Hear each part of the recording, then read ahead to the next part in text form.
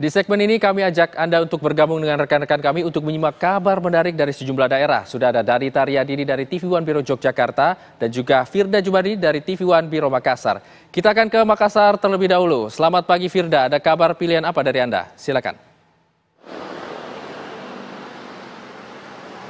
Ya, selamat pagi Joel dan juga pemirsa. Dari Biro Makassar ini terdapat dua kabar pilihan. Kita awali dari informasi pertama terkait dengan satu unit bus dengan seorang supir ini terjun ke laut setelah menabrak pagar pembatas dermaga.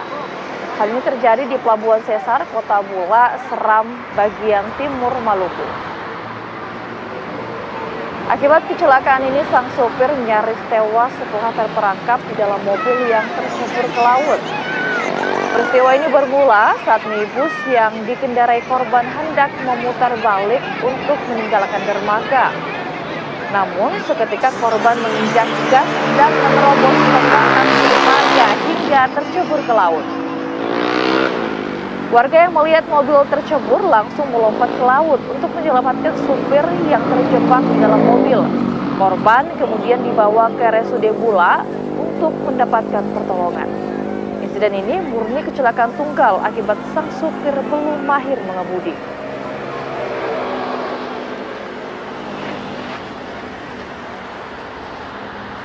Kita beralih ke informasi lainnya pemirsa. Puluhan warga desa Rawasari, Kecamatan Pulau Hanaut, Kabupaten Kota Waringin Timur, Kalimantan Tengah menggeruduk kantor desa setempat. Hal ini dipicu karena kekecewaan warga terhadap oknum perangkat desa yang memangkas dana bantuan sosial. Pemangkasan bansos yang disalurkan melalui kantor pos itu diduga dilakukan oleh oknum perangkat desa tersebut. Sebagai kelompok penerima manfaat, warga seharusnya menerima 1,2 juta rupiah. Namun, diduga oleh oknum perangkat desa dana dipangkas dengan nominal bervariasi antara Rp200.000 hingga lebih. Setelah dilakukan mediasi bersama pemerintah desa dan pihak kecamatan setempat, akhirnya disepakati untuk dana bansos yang dipangkas tersebut sepenuhnya dikembalikan kepada warga. Meski dana bansos telah dikembalikan, namun warga menuntut agar kedua oknum yang bertanggung jawab atas pemangkasan dana itu diberhentikan. Jika tidak, warga melalui penasihat hukum mereka akan melaporkannya secara hukum.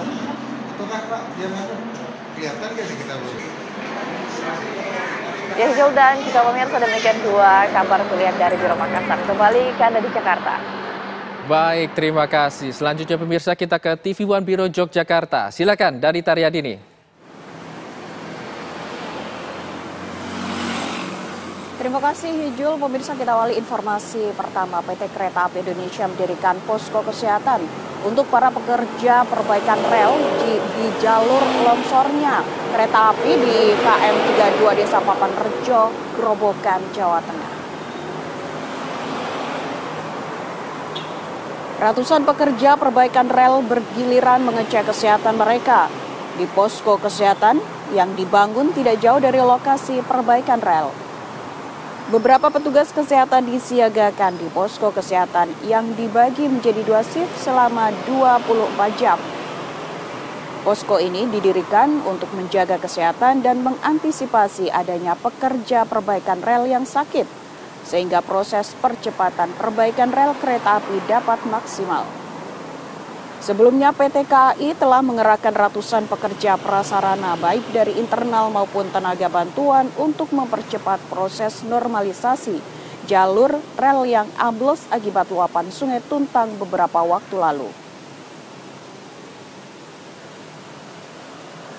Informasi selanjutnya pemirsa, kecelakaan beruntun yang melibatkan 4 mobil dan 2 sepeda motor terjadi di area SPBU Gejayan, Sleman, Yogyakarta pada Jumat sore.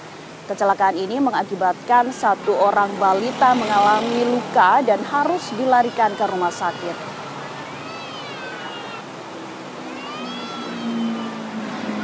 Video amatir warga merekam setelah terjadinya peristiwa kecelakaan beruntun. Terlihat mobil berwarna hitam ringsek pada bagian depan usai menabrak dinding SPBU. Sementara sejumlah orang berusaha menyelamatkan seorang balita yang menangis. Balita tersebut mengalami luka usai terpental dari motor. Kecelakaan ini bermula karena ada salah satu pengemudi mobil yang tidak sengaja menginjak pedal gas saat antre mengisi BBM di SPBU, hingga kemudian menyebabkan tabrakan beruntun. Saat ini pengemudi mobil dan para korban masih dimintai keterangan polisi, dan kasus ini masih ditangani unit Laka Lantas Polsek Depok Timur, Sleman, Yogyakarta. Demikian Hijul, 2 informasi pilihan dari wilayah Biro Yogyakarta, kembali ke Anda. Baik, terima kasih Danita. Informasinya langsung dari Yogyakarta. Sebelumnya Firda mengabarkan dari Makassar. Selamat bertugas kembali rekan-rekan.